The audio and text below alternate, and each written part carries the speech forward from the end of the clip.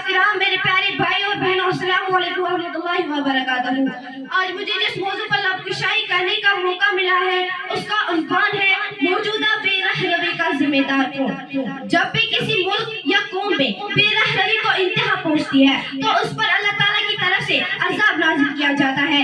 जैसे कि कौम समूद, कौम आद और कौम लूत पर खुदा ताला ने अज़ाब नाज़िल किया। इनमें से कौम लूत हम जिन्स परसती की शिकार हो चुकी थी।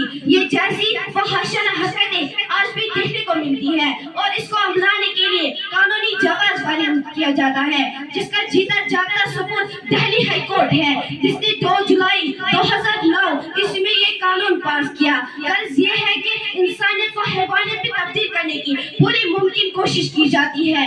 मगरिब से आए हुए इस तूफान ने तमाम आलमी इस्लाम को अपनी लपेट में लिया है। हमारे यहाँ भी आजकल फैशन और जदीदियत के नाम पर वही कुछ हो रहा है जो मगरिबी ममालिक में देखने को मिलते हैं। जैसे सलाम के बदले अब हाय, हेलो, टाटा वगैरह जैसे अल्फाज इस्तेमाल किए जाते हैं। यहाँ बाजारों, होटलों और पार्कों में क्या कुछ आजकल हो रहा है इससे हम पूरी तरह वाकिफ हैं। शर्म हया और पर्दे का कब कहां से जुनासा निकल चुका है और याना बेशर्मी और बेहयाई ने पूरी तरह से कश्मीर की नौजवान नस्ल को बहुत मुतासिर किया।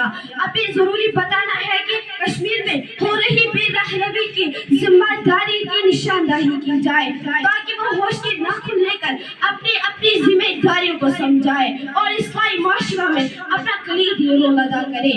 यही दर्ज देता है तुम्हें हर शाम का सूरज बाल, यही दर्ज देता है तुम्हें हर शाम का सूरज बाल, मगरिब की तरफ जाओगे तो डूब जाओगे।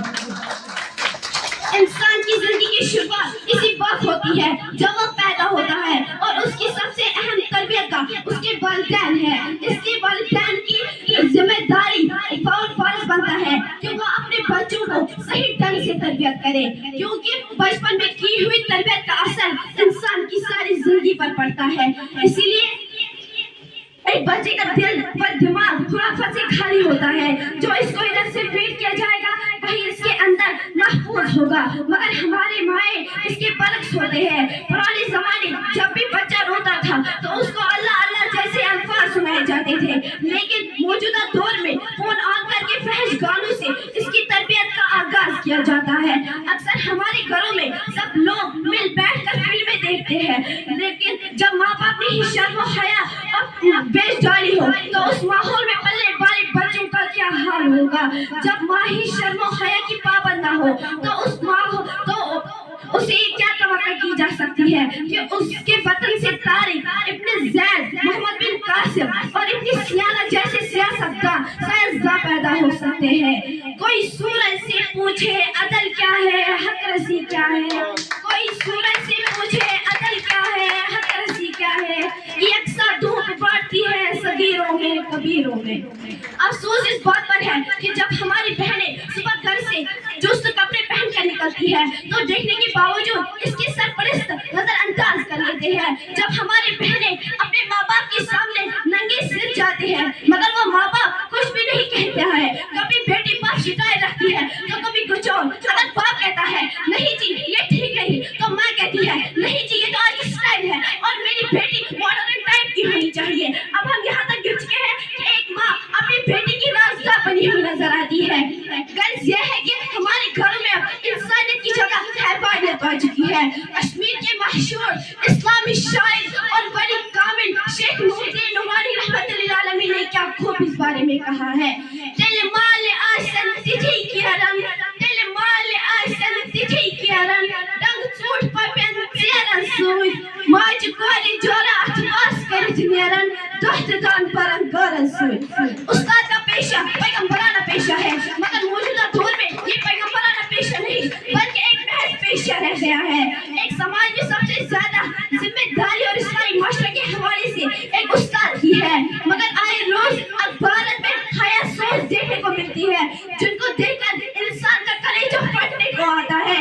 जब हमारी कौम पर तामीर से बहती दस्त हो तो आम लोग उनसे हम क्या गिला कर सकते हैं। ये हमारे असाइजा ही है जिन्होंने बड़े बड़े कोचिंग सेंटर इनके नाम पर खो रखे हैं, लेकिन जब इन कोचिंग सेंटरों का मुशाहिदा किया जाता है तो ये कोचिंग सेंटर अब फैशन और बेरहमी के बड़े बड़े अड्डों में तब्दील हो गए हैं।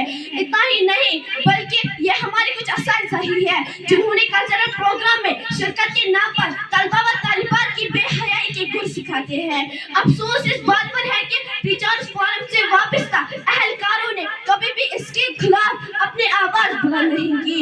वादी कश्मीर जिसको पिरवार भी कहा जाता है, इसको जहन्नम के दहाने पर ले जाने वाले हुक्मरानों ने भी कोई कसर बाकी न छोड़ी। जिस वादी में कभी गुभार शराब का नाम सुनते ही लोग लड़ उठते थे, आज हुक्मरान पूरी फख्र से ये दावा करते हैं कि इस साल 20 लाख शराब की बोतलें फरोख्त की गई और 20 करोड़ रुपया बतौर टैक्स वसूल किया गया।